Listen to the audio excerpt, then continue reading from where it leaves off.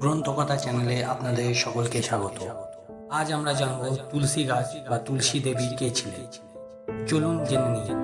তুলসী গাছকে ঘিরে আমাদের সমাজে বহু পৌরাণিক কাহিনী এবং বিশ্বাস প্রচলিত রয়েছে। তুলসী গাছ শুধুমাত্র একটি পবিত্র উদ্ভিদ নয়, এটি অনেকে দেবী হিসেবে পুজো করে এবং বিশ্বাস করেন যে তুলসী দেবীকে নিয়ে এক অভিশাপের গল্প রয়েছে। তুলসী গাছকে নিয়ে এই গল্পগুলো প্রধানত পুরাণ এবং হিন্দু ধর্মীয় বিশ্বাসের উপর ভিত্তি করে গড়ে উঠেছে। তুলসী দেবী কে ছিলেন?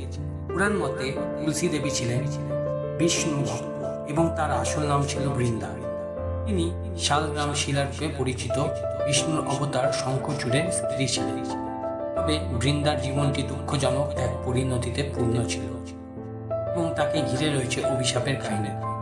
হিন্দু ধর্ম মতে বৃন্দা ছিলেন এক অতীব ধর্মপ্রাণ নারী, যার চরিত্র পবিত্রতা ছিল অভূতপূর্ব।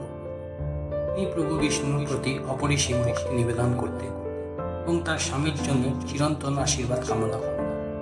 তুলসী দেবীর অভিশাপ।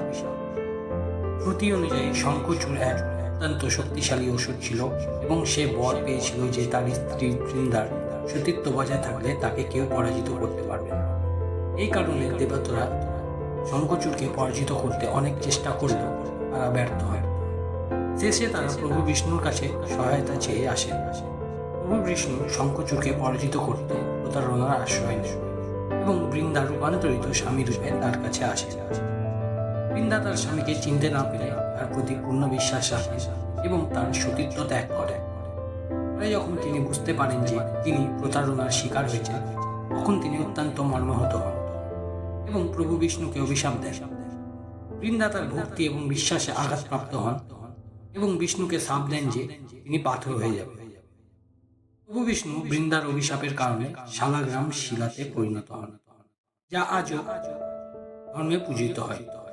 এরপর বিষ্ণু বৃন্দার কাছ থেকে তার অভিশাপ দূর করার চেষ্টা করেন এবং তাকে আশীর্বাদ দেন যে তিনি তুলসী গাছের রূপে পুনর্জন্ম লাভ করেন। পাতা সবসময় পূজায় ব্যবহার করা হবে। তুলসী দেবী তাই বিষ্ণুর সঙ্গে এক অঙ্গীকারমূলক সম্পর্কের মধ্যে প্রবেশ করেন। এই কারণে তুলসীকে বিষ্ণু প্রিয়া বলা হয়। তুলসী গাছে হিন্দু ধর্মে তুলসী গাছকে বাড়ির আশেপাশে লাগানো খুবই পবিত্র ও শুভ বলে মনে করা হয়। মনে করা হয় যে তুলসী দেবীর পাতা এবং ফুল ভগবান বিষ্ণু এবং তার অবতারদের পুজোর সময় ব্যবহার করলে তারা সন্তুষ্ট হন।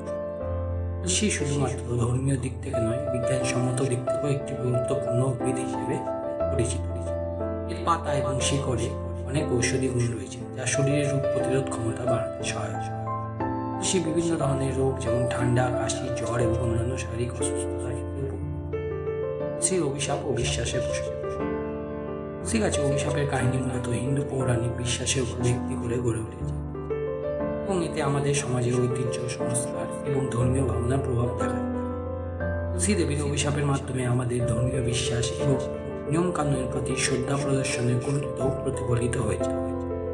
অভিশাপের মধ্য দিয়ে যে শিক্ষাটি পাওয়া যায় তা হল ভক্তি এবং আস্থা জীবনের অত্যন্ত গুরুত্বপূর্ণ অংশ, যা যে কোনো অবস্থাতেই প্রতারণার দ্বারা ভঙ্গ করা উচিত। এভাবে তুলসী গাছের অভিশাপের কাহিনী কেবল একটি গল্প নয়, এটি মানব জীবনের নৈতিকতা এবং বিশ্বাসের গুরুত্ব সম্পর্কে সচেতন করতে সাহায্য করে। ধন্যবাদ।